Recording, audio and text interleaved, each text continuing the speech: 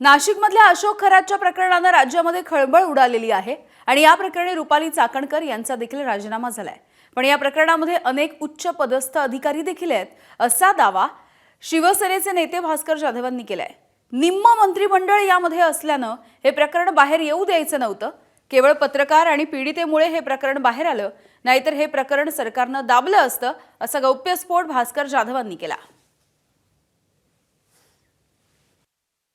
ही SIT अगोदरच नेमलेली आहे। याच्यामध्ये फक्त रुपालीताई चाकणकर आणि काही राजकीय पुढारी आहेत असं नाही, तर खूप मोठे उच्च पदस्थ अधिकारी सुद्धा या प्रकरणामध्ये गुंतलेले आहेत।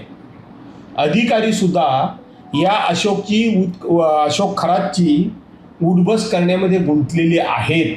अधिवेशन सुरू होण्यापूर्वीच ही SIT नेमलेली आहे।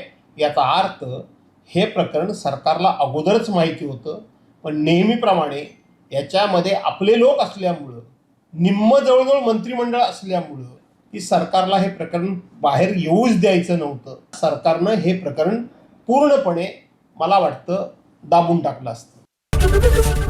ABP माझा, उघडा डोळे बघा नीट।